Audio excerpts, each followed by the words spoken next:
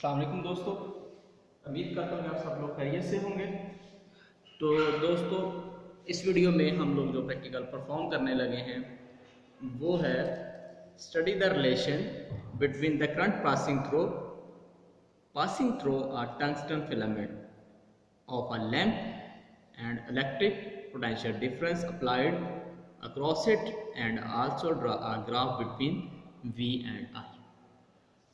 तो हमारे पास जो ऑपरेटर्स होगा ये हमारे पास बना बनाया ऑपरेटर्स है।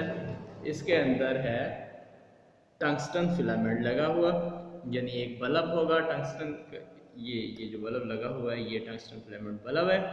और इसके उसने प्रैक्टिकल के नाम के अंदर ही डिमांड की है कि V और I के दरमियान ग्राफ भी बनाना है। V और I वोल्टेज और एम्पेयर्स में हमारे पास जो होगा, तो इसलिए इसके लिए हमारे पास वोल्ट मीटर और एम मीटर दोनों लगे हुए हैं। तो मीटर्स की जो हमने रीडिंग पढ़नी है, लोग प्रैक्टिकल परफॉर्म कर लेते हैं, रीडिंग्स लिख भी लेते हैं, लेकिन सारा कुछ कर लेते हैं, लेकिन बहुत से लोग जो मेरी ऑब्जर्वेशन में आया है उनको मीटर्स के ऊपर से रीडिंग पढ़ना नहीं आती। तो प्रैक्टिकल तो सीखना ही है, साथ में मीटर के ऊपर से रीडिंग पढ़ने का तरीका भी बताऊंगा, ताकि आप लोग जो है आप लोगों को ये प्रॉब्लम ना फेस करना पड़े। वहाँ पे आप रीडिंग्स जो है वो गलत लिखा है तो फिर एग्जामिनर के लिए वो आपको नंबर ना देने का मौका भी होगा। तो मेरी जो कोशिश ये होती है कि आप लोग जो प्रैक्टिकल वहाँ पे करें, आप प्रैक्टिकल को एंजॉय करें और अपना प्रैक्टिकल जो है सेंटर में बैठ के कर रहे हो तो आप परेशान ना हो रहे हो, आप अपना प्रैक्टिकल अच्छी तरह कर रहे हो और आप अपने प्रैक्टिकल में पूरे मार्क्स लें। तो दोस्तों, अगर आप चैनल पर न्यू हैं तो चैनल को लाइक और सब्सक्राइब कर दें, साथ में बेल आइकन को भी दबा दें ताकि प्रैक्टिकल से रिलेटेड जितनी भी वीडियो वो आप लोगों तक पहुंचती रहें। तो इसमें मैं बात करने लगा था कि हमने टंगस्टन फिलामेंट का यूज़ करना है और V और I के दरमियान ग्राफ बनाना है। तो V और I हमारे पास यानी वोल्ट मीटर और एम मीटर हमारे पास होंगे। तो इन दोनों मीटर्स की रीडिंग पढ़ने का तरीका कार मैं बताने लगा हूँ। तो ये अगर हमारे पास अगर आप लोग देखें तो ये वोल्ट मीटर लगा हुआ है। तो ये वोल्ट मीटर की रीडिंग हम लोग कैसे पढ़ेंगे इस प्रैक्टिकल को परफॉर्म करते वक्त, हमें कैसे पता चलेगा कि वोल्ट मीटर की रीडिंग क्या है, कितनी है। तो ये जो नीडल सी रेड से कलर की ये वाली जो नीडल है, ये वोल्ट मीटर की जिस पोजीशन पर होगी हम लोग वो पोजीशन लिखेंगे कि हमारे पास जो रीडिंग है वोल्ट मीटर की इतनी है। हमें कैसे पता चलेगा वो किस पोजीशन पर है। तो सपोज हमारे कुछ इस तरह करके रीडिंग है, तो हमने ये जो है वोल्ट मीटर की रीडिंग पढ़नी है। तो वोल्ट मीटर की रीडिंग जो है हम लोग कैसे पढ़ेंगे, हम लोग ना इसका लीस्ट काउंट निकाल लेते हैं। सिंपली में जो भी मीटर आएगा उसका पहले लीस्ट काउंट निकाल लेंगे। तो लीस्ट काउंट अपने जहन में रखने की हद तक निकालेंगे। वो कैसे पता चलेगा हमें, ये 0 है, 0 के बाद जो बड़ा नंबर लिखा हुआ होगा वो देख लेंगे। जैसे इसके ऊपर 2.5 लिखा है, 0 के बाद बड़ा नंबर है 2.5 लिखा हुआ। यहाँ पे हर मुख्तलिफ मीटर वोल्ट मीटर के ऊपर डिवीजन हो सकती है। आपके पास जो भी है आपने उसकी बड़ा नंबर 0 के बाद वाला देखना है। तो 2.5 लिखा हुआ है, तो 2.5 और 0 के दरमियान में लाइंस कोड कर लेंगे, कितनी डिवीजन है इसके बीच में। तो 5 लाइनें हैं, 0 निकाल के 2.5 तक 5 लाइनें हैं। तो ये जो 5 लाइंस हैं हमारे पास, 2.5 को 5 लाइंस के ऊपर डिवाइड कर देंगे। जो ऊपर नंबर लिखा होगा उसको लाइंस के ऊपर डिवाइड कर देंगे। तो डिवाइड किया, डिवाइड करने के बाद जो हमारे पास इसमें जो सपोज आंसर बचा है वो आंसर हमारे पास आ गया है 2.5 डिवाइडेड बाई 5.5 हमारे पास आ गया। तो यानी जो पर लाइन है वो 0.5 की होगी। पहली लाइन के ऊपर निडल आएगी तो 0.5, दूसरी के ऊपर आएगी तो एग्जैक्ट 1, तीसरी के ऊपर आएगी तो 1.5, चौथी के ऊपर आएगी तो 2, पांचवी के ऊपर आएगी तो 2.5। इसी तरह जितनी लाइन जाती जाएंगी 0.5 के हिसाब से पर लाइन होती जाएगी। जो भी बड़े नंबर आ जाए, बड़े नंबर के बाद जितनी भी लाइंस के ऊपर हो, जिस तरह अभी ये यहाँ पे निडल है तो ये कितने पर बन रही है, ये निडल बन रही है जनाब 5 के बाद चौथी लाइन के ऊपर। तो 5 तो ये पूरा हो गया 5, उसके बाद 4 लाइनें, तो 2 लाइनें मिला के एक नंबर पूरा बन रहा है ना, 0.5 की एक लाइन है। तो हमारे पास जो 4 लाइनें इसका मतलब 2 और ऐड कर देंगे 5 के अंदर, तो 7 हमारे पास वोल्टेज इस वक्त अगर हमने वोल्ट मीटर की रीडिंग पढ़नी होगी तो 7 हो जाएंगे। तो ये वोल्ट मीटर का तरीका हो गया रीडिंग पढ़ने का। इसी तरह अगर हमने एम मीटर की पढ़नी है तो सिंपल बात जो मैंने पहले बोली है कि हम पहले लीस्ट काउंट निकाल लें। तो ये 0 है, 0 के बाद बड़ा जो नंबर है वो है 0.5, दरमियान में 5 लाइनें हैं, तो 0.5 को आप 5 पे डिवाइड कर दें। 0.5 को डिवाइड पे 5 पे करते हैं तो 0.1 आंसर निकलेगा। जो पर लाइन है 0.1 की हुई, 0.1 की पहली लाइन, दूसरी लाइन पे आएगा 0.2, तीसरी के ऊपर 0.3, 0.4, 0.5, 0.6, यानी पर लाइन 0.51 की इसकी हो। जो भी मीटर आ जाए मीटर, उसकी आपने पहले लीस्ट काउंट निकाल के उसकी इस तरह आपने डिवीजन करके आपने लाइंस पढ़नी। अब हमारा काम क्या होगा? ये जो टंगस्टन फिलामेंट है, आपने देखा था जब मैं इसको सपोज को रीडिंग पढ़ रहा था तो ये ऑन था। इसका मतलब क्या है कि हमने जितने वोल्टेज बढ़ाने हैं उतने ही अम्पेयर्स बढ़ने हैं। जितने वोल्टेज, जिस रेशो से वोल्टेज बढ़ते जाएंगे, कुछ उसी रेशो से हमारे पास अम्पेयर्स भी बढ़ते जाएंगे, लेकिन उन दोनों में डिफरेंस आएगा। यानी अम्पेयर वोल्टेज हमारे पास ज़्यादा होंगे, अम्पेयर्स कम होंगे, लेकिन ये कि एक तरतीब के साथ जाएंगे आगे आगे। जिस तरह वोल्टेज भी बढ़ रहे होंगे, अम्पेयर्स भी बढ़ रहे होंगे, इसी तरह टंगस्टन फिलामेंट की लाइट जो है वो भी बढ़ रही होगी। यानी अगर हमने ये फर्स्ट रीडिंग लेनी है इसकी, तो हमारे पास रीडिंग के लिए क्या क्या चीज़ें रिक्वायर्ड है?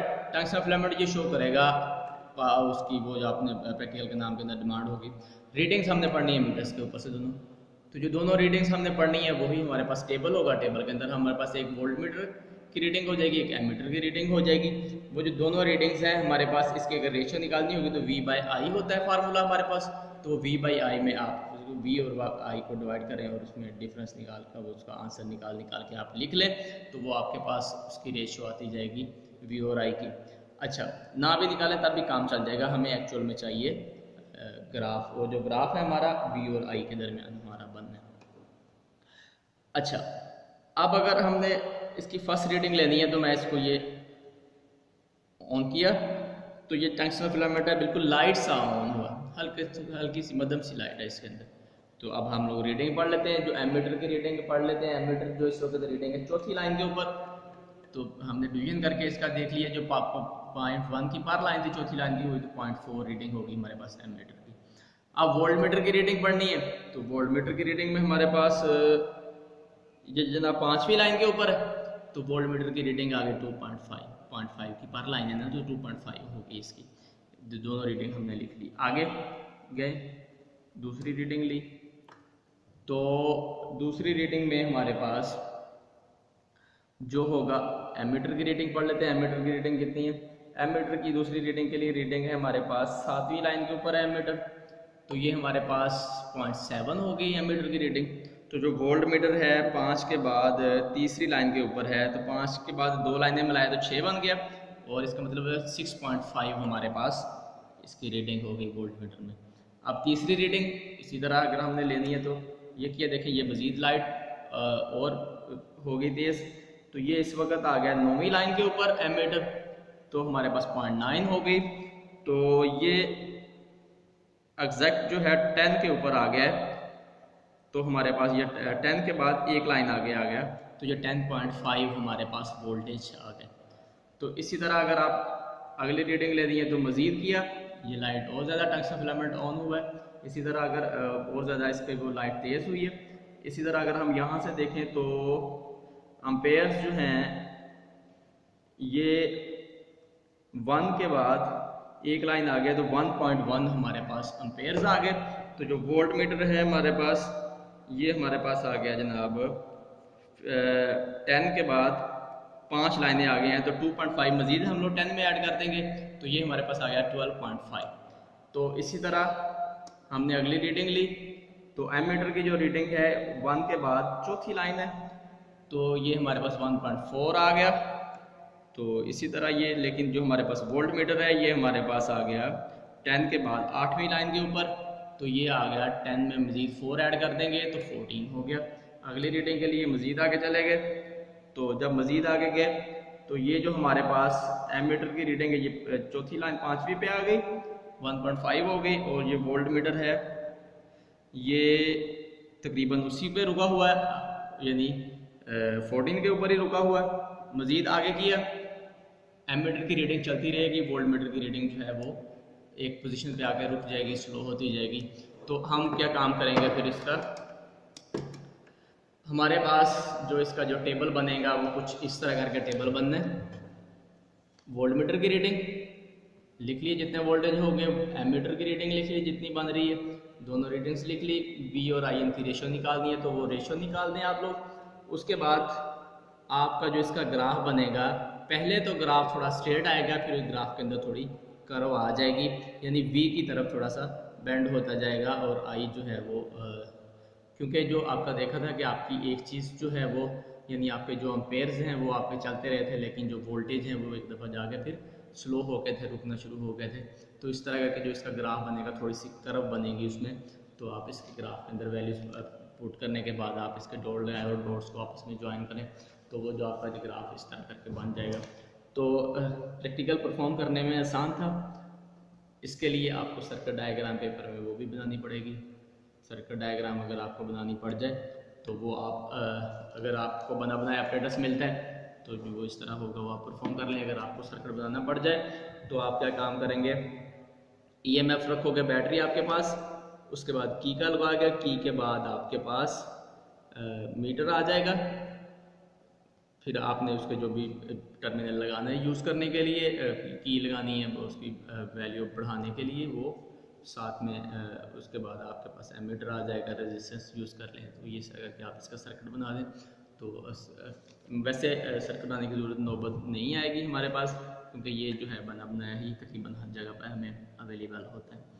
तो दोस्तों उम्मीद करता हूँ कि आप लोग प्रैक्टिकल परफॉर्म करने का पता चल गया होगा। इस तरह की मज़ीद वीडियो देखने के लिए चैनल को लाइक और सब्सक्राइब कर दें, साथ में बेल आइकन को भी दबा दें ताकि प्रैक्टिकल से रिलेटेड नई वीडियो आप लोगों तक पहुँचती रहे।